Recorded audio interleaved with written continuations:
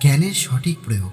বন্ধুরা, জ্ঞান তো আমাদের সবার মধ্যে কম বেশি আছে, কিন্তু আমরা কেউ কেউ হয়তো সঠিকভাবে জানি না যে এই অর্জিত জ্ঞানের সঠিক প্রয়োগ কিভাবে করতে হয়, এবং সেই জ্ঞানের সঠিক প্রয়োগ না করার ফলে আমাদের কাছে অর্জিত সেই জ্ঞান কিন্তু বৃথা হয়ে যায়।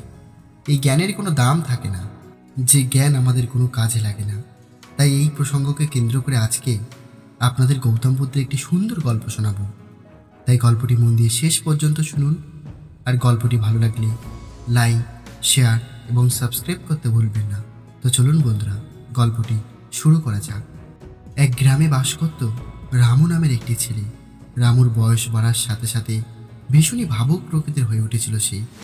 প্রথম অবস্থায় ততটা বেশি না থাকলেও ধীরে ধীরে ভীষণ পরিমাণে আধ্যাত্মিক প্রকৃতির হয়ে উঠেছিল রামু। সে একজন সমাজের চোখে ভীষণ ভালো মানুষ হয়ে উঠতে চেয়েছিল। সেই কারণে রামু নিজের গ্রামের অদূরে অবস্থিত গৌতম বুদ্ধের একটি আশ্রমে গিয়ে প্রতিদিন গৌতম বুদ্ধের কাছ থেকে জ্ঞানমূলক কাহিনী এবং নানান রকম উপদেশ শুনত। গৌতম বুদ্ধ নিজের থেকে সেখানে তার সকল ভক্তদের নানান রকম জ্ঞানমূলক বার্তা প্রদান করতেন। গৌতম বুদ্ধের কাছ থেকে পাওয়া সেই সকল উপদেশ এবং জ্ঞান তার ভীষণই ভালো লাগতো। সে যখন সেগুলো শুনত তখন সে এক অন্য জগতে বিরাজ করত। তার মন প্রাণ সমস্ত কিছু যেন শান্ত স্থির হয়ে যেত। রামুর ধারণা ছিল যে এইভাবে প্রতিনিয়ত নতুন নতুন জ্ঞান অর্জন করার ফলেই সে একদিন নিশ্চিত রূপে সমাজের চোখে একজন ভালো মানুষ হয়ে উঠতে পারবে।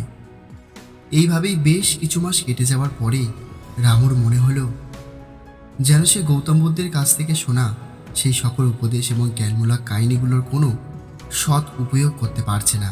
অর্থাৎ সে যেন কিছুতেই ভালো মানুষ হয়ে উঠতে পারছে না এই জ্ঞান এবং উপদেশগুলো দ্বারা। সেটা সে তার অন্তর্মন থেকে উপলব্ধি করতে পারছিল।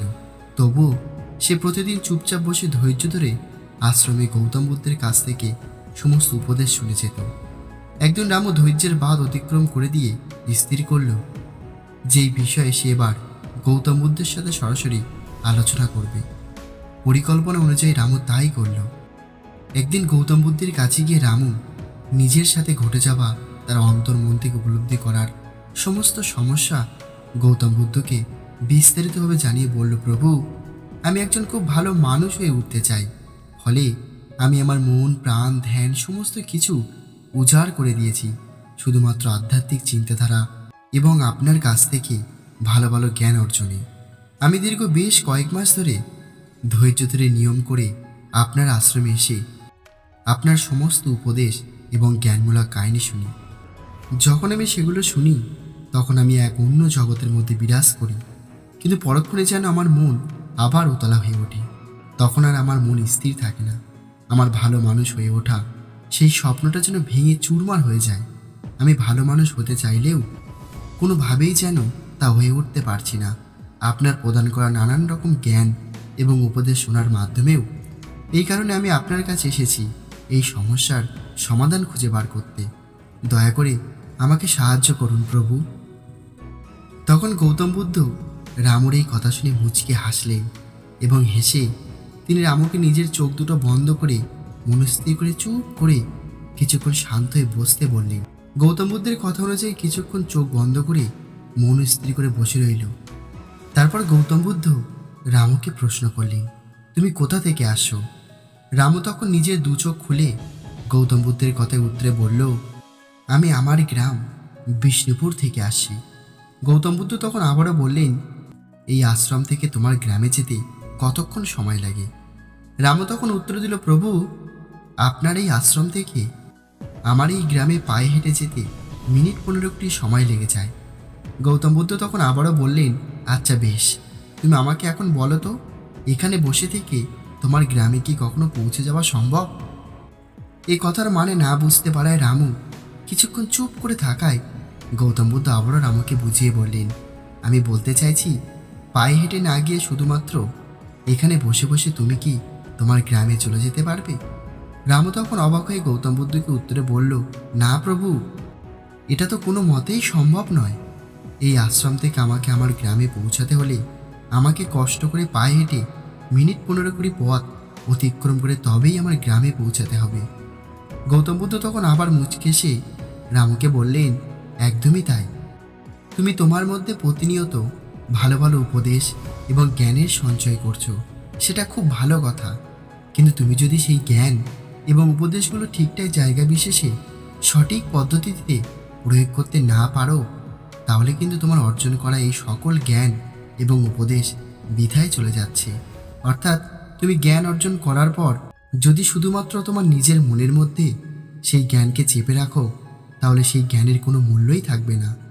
জ্ঞান অর্জন করার পর সেই জ্ঞান সকলের মধ্যে সঠিক পদ্ধতিতে এবং সঠিক জায়গা বিশেষে ছড়িয়ে দেওয়াটা তোমার কর্তব্যের মধ্যে পড়ে। তুমি ভালো ভালো উপদেশ প্রতিনিয়ত শুনে সেগুলো সদ্গতি করলে তবেই তুমি সমাজের চোখে একজন ভালো মানুষ হয়ে উঠতে পারবে। অর্জন করা সমস্ত জ্ঞান এবং ভালো উপদেশ যত তুমি লোক সমাজের মধ্যে ছড়িয়ে দিতে পারবে এবং তোমার সেই জ্ঞান উপদেশের দ্বারা যত অন্যান্য লোকেরা উপকার হবে, ততই তুমি ধীরে ধীরে ভালো মানুষ হয়ে উঠতে পারবে। কাজেই এখন তোমার উচিত অর্জিত জ্ঞান এবং উপদেশগুলোকে সঠিক নিয়মে সঠিক পদ্ধতিতে সকলের মধ্যে ছড়িয়ে দেওয়া, তবেই গিয়ে তুমি একজন ভালো মানুষ হয়ে ওঠার যোগ্য হবে। এরপর গৌতম বুদ্ধ একটু গম্ভীর স্বরে বললেন, আমার এতগুলো কথার মূল কথা হলো এটাই যে তুমি আমার কাছ থেকে যে সকল জ্ঞান অর্জন করছো সেগুলো সঠিক পদ্ধতিতে তোমার সঠিক ভঙ্গিমায় সকল মানুষদের মধ্যে ছড়িয়ে দেওয়ার চেষ্টা করো। তোমার এই জ্ঞানের দ্বারা যত মানুষ উপকৃত হবে, দেখবে তুমি তত শীঘ্রই একজন ভালো মানুষে পরিণত হবে। তো বন্ধুরা, গৌতম বুদ্ধের বলা এই অসাধারণ গল্প থেকে আমরা এই শিক্ষাটাই পেলাম যে আমরা যে সকল জ্ঞান আমাদের প্রতিদিনের জীবনে কম বেশি অর্জন করে থাকি, সেই সকল জ্ঞান কিন্তু শুধুমাত্র অর্জন করে ছেড়ে দিলেই হবে না। সেই সকল জ্ঞানগুলো জায়গা বিশেষ সময় সুযোগ বুঝে ঠিকঠাক মানুষের কাছে সঠিকভাবে প্রয়োগ করতেও জানতে হবে। তাহলেই সেই সকল অর্জিত জ্ঞানের যথাযথ মর্যাদা দেওয়া হবে। তা না হলে কষ্ট করে মনোযোগ সহকারে সেই সকল জ্ঞান অর্জন করাটাই পুরো বেকার হয়ে যাবে। তো বন্ধুরা, আশা করি এই ছোট্ট গল্পটি থেকে আপনি কিছু শিখতে পেরেছেন। আর আপনি যেটুকুই শিখেছেন তা কমেন্ট করে অবশ্যই আমাদের জানাবেন। আর গল্পটি ভালো লাগলে লাইক, শেয়ার এবং সাবস্ক্রাইব করতে ভুলবেন না। আর গল্পটি শেষ পর্যন্ত শোনার জন্য আপনাদের অসংখ্য ধন্যবাদ জানাই। ভালো থাকবেন, সুস্থ থাকবেন। আবারও আসবো আগামীকাল নতুন একটি গল্প নিয়ে।